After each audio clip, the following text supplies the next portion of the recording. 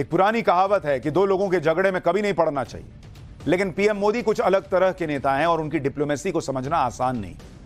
यही वजह है कि वो रूस यूक्रेन के बीच चल रहे भयानक युद्ध के बीच यूक्रेन जा रहे हैं। पीएम मोदी इस समय पोलैंड में हैं और आज रात को यूक्रेन की राजधानी कीव के लिए रवाना होने वाले। हैरान करने वाली बात यह है कि पीएम मोदी ये यात्रा ट्रेन से करेंगे और इसमें आने जाने में 20 घंटे का टाइम लगेगा। अब आपके मन में सवाल आ रहा होगा कि हवाई जहाज को छोड़कर पीएम मोदी ट्रेन से क्यों जा रहे हैं, इतना टाइम लग रहा है तो भी। इस यात्रा के बारे में आगे डिटेल में बताऊं, लेकिन उससे पहले यह समझिए कि पीएम मोदी की इस यात्रा से दुनिया के बड़े बड़े देश इसलिए भी हैरान है क्योंकि पीएम मोदी उन कुछ ग्लोबल लीडर्स में से एक हैं जो रूस के भी दोस्त हैं और यूक्रेन के भी, और उसी धमक के साथ यूक्रेन जा रहे हैं जिस धमक के साथ वो रूस गए थे। पीएम मोदी और दूसरे नेताओं में फर्क यह है कि जहां दूसरे नेता युद्ध को भड़काने वाली बातें करते हैं, पीएम मोदी सीधा मैसेज यही देते हैं कि युद्ध से किसी का भला नहीं होना है बॉस। यह बात पीएम मोदी ने रूस में पुतिन के सामने खुलकर कह दी थी कि दोस्त तो ठीक है, लेकिन ये जो कर रहे हो ये ठीक नहीं है, ये युद्ध से कुछ नहीं होना। और यही बात वो यूक्रेन से भी कहते रहे, जबकि दुनिया के दूसरे देशों को देख लीजिए, वो यूक्रेन को युद्ध करने के लिए भर भर के हथियार सप्लाई कर रहे हैं, पीछे से पंप कर रहे हैं, नेटो में शामिल नहीं कर रहे हैं लेकिन पंप पूरा कर रहे हैं। और ये लोग ऐसी कोई कोशिश भी नहीं कर रहे जिससे 2.5 साल से चल रहा यूक्रेन युद्ध रोका जा सके। हां, ये उम्मीद जरूर लगाए बैठे हैं कि दुनिया में अगर कोई है जो ये युद्ध रुकवा सकता है तो वो नरेंद्र मोदी।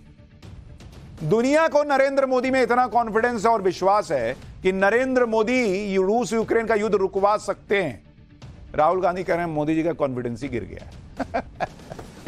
खैर, पीएम मोदी यूक्रेन जिस ट्रेन से जा रहे हैं उसकी बात आगे करूंगा कि भाई ट्रेन से जा क्यों रहे हैं, प्लेन से क्यों नहीं जा रहे। लेकिन इससे पहले यह देखना जरूरी है कि यूक्रेन में पीएम मोदी क्या बात करें, क्योंकि इस पर दुनिया की नजर है। वैसे तो पिछले 2 सालों में पीएम मोदी की यूक्रेन के राष्ट्रपति ज़ेलेंस्की से कई बार मुलाकात हो चुकी है।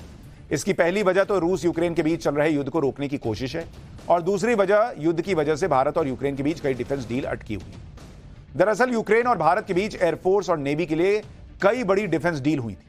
यूक्रेन इंडियन एयरफोर्स के फाइटर प्लेन्स के लिए पार्ट सप्लाई करता है। इसके अलावा भारत के कई वॉरशिप्स के लिए सबसे जरूरी पार्ट गैस टरबाइन की सप्लाई यूक्रेन से होती है। इस युद्ध से पहले दोनों देशों के बीच फाइटर प्लेन और वॉरशिप के पार्ट भारत में ही बनाने की बात चल रही थी। इसके लिए यूक्रेन की सरकारी कंपनी जोरिया मार्श प्रोजेक्ट को और भारत की डीआरडीओ के बीच टेक्नोलॉजी ट्रांसफर को लेकर बात हो गई थी, लेकिन उधर रूस ने यूक्रेन की इस कंपनी को हवाई हमले से बर्बाद कर दिया। इस युद्ध की वजह से भारत और यूक्रेन के बीच बिजनेस डील अटकने से यूक्रेन को हर साल करीब 7,000 करोड़ रुपए का नुकसान हो रहा है। अगर पीएम मोदी फिर से यूक्रेन से डिफेंस डील करते हैं तो यूक्रेन को एक बड़ा फंड मिल सकता है जो यूक्रेन की अर्थव्यवस्था को ऑक्सीजन देने का काम करेगा। लेकिन आपको उन हथियारों के बारे में भी बता देता हूं जिन पर इस युद्ध की वजह से पिछले 2 साल से असर पड़ रहा है। इसमें इंडियन एयरफोर्स का AN-32 नाम का कार्गो प्लेन है। यह प्लेन देश के बॉर्डर इलाके में जरूरी सामान की सप्लाई और मेडिकल इमरजेंसी के हालात में सामान को पहुंचाने में काम आता है। इसकी सबसे बड़ी खासियत यह है कि यह प्लेन 55 डिग्री की भीषण गर्मी में बड़े आराम से उड़ता है। 2009 के इस कार्गो प्लेन की मेंटेनेंस के लिए भारत और यूक्रेन के बीच करीब 3,500 करोड़ रुपए की डील हुई। इस डील के तहत करीब 100 विमानों की मेंटेनेंस और अपग्रेड करने का इसमें काम था। इसके अलावा भारत यूक्रेन के बीच AN-178 कार्गो प्लेन की डील की बात चल रही। यूक्रेन भारत के लिए R-27 air to air missile भी बनाता है। इसका इस्तेमाल सुखोई 30 MKI फाइटर प्लेन में होता है। इतना ही नहीं, भारत प्रोजेक्ट 11356M के तहत गोवा शिपयार्ड में 2 फ्रिगेट यानी मीडियम साइज का वॉरशिप बना रहा है। इसके लिए गैस टरबाइन की सप्लाई यूक्रेन से होनी थी, लेकिन यह डील भी अटकी हुई है। हालांकि रूस से भारत को यह गैस टरबाइन मिल रही है। आपको जानकर हैरानी होगी कि इस युद्ध से भारत पर उतना असर नहीं पड़ा है, लेकिन यूक्रेन बर्बाद हो गया है। और इसकी सबसे बड़ी वजह है भारत को डिफेंस से जुड़ी जरूरी हथियार और पार्ट्स की सप्लाई रूस से हो रही है। लेकिन इसके बाद भी पीएम मोदी यूक्रेन की मदद करना चाहते हैं। पीएम मोदी ने इसके बारे में आज पोलैंड में क्या कहा है, एक बार सुनिए। इसके बाद पीएम की 20 घंटे वाली यूक्रेन यात्रा के बारे में बताऊंगा कि पीएम आखिर ट्रेन से क्यों जा रहे हैं यूक्रेन और पश्चिम एशिया में चल रहे संघर्ष हम सभी के लिए गहरी चिंता का विषय है। भारत का यह दृढ़ विश्वास है कि किसी भी समस्या का समाधान रणभूमि में नहीं हो सकता। किसी भी संकट में मासूम लोगों की जान की हानि पूरी मानवता के लिए सबसे बड़ी चुनौती बन गई है। हम शांति और स्थिरता की जल्द से जल्द बहाली के लिए डायलॉग और डिप्लोमेसी का समर्थन करते हैं। इसके लिए भारत अपने मित्र देशों के साथ मिलकर हर संभव सहयोग देने के लिए तैयार है। पीएम मोदी अभी पोलैंड के वॉर्सा शहर में और यहीं से ट्रेन में बैठकर यूक्रेन की राजधानी कीव की यात्रा करेंगे। वॉर्सो से कीव पहुंचने में करीब 10 घंटे लगेंगे। इसके बाद वो करीब 7 घंटे कीव में रुकेंगे। यहां पीएम मोदी यूक्रेन के राष्ट्रपति जेलेंस्की से बात करेंगे और फिर वापस इसी ट्रेन में बैठकर 10 घंटे की यात्रा करते हुए पोलैंड आएंगे।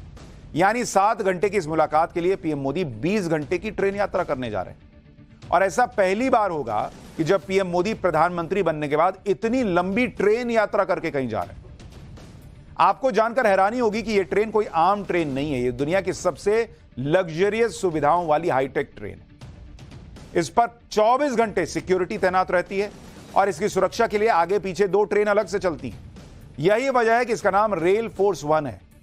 जैसे आपने एयरफोर्स 1 सुना है ना, वैसे रेल फोर्स 1, इसे ट्रेन फोर्स 1 भी कहा जाता है। सुरक्षा के अलावा रेल फोर्स 1 का इंटीरियर भी बड़ा खूबसूरत है। इसके कमरे किसी आलीशान होटल जैसे हैं।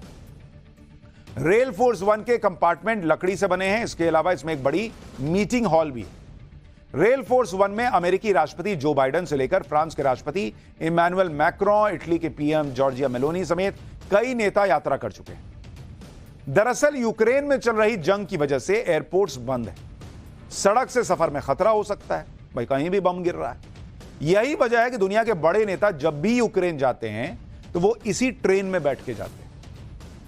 अब आपको इस ट्रेन की दूसरी खासियतें भी बता देता हूं। इस ट्रेन का नाम रेल फोर्स 1 है, जिसमें नरेंद्र मोदी बैठकर जाने वाले हैं यूक्रेन। और इसका नाम ऐसा इसलिए है क्योंकि यह 2 देशों के बीच मजबूत रिश्तों वाली आयरन डिप्लोमेसी को रिप्रेजेंट करती है।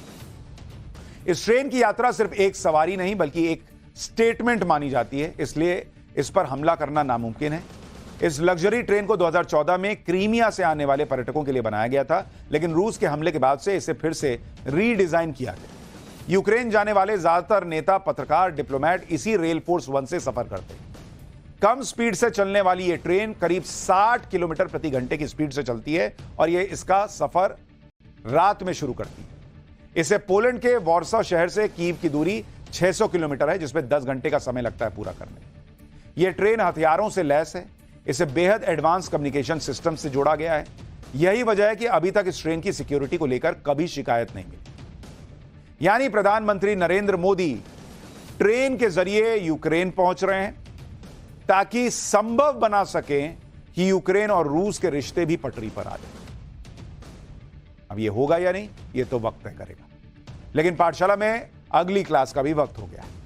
अखिलेश के घर में चल गया योगी का बुलडोजर, सब देखकर हैरान। योगी का वो फायर ब्रांड मोड जिससे अयोध्या से कन्नौज तक हड़कंप मचा है, अब जरा उसका चैप्टर खोलते हैं।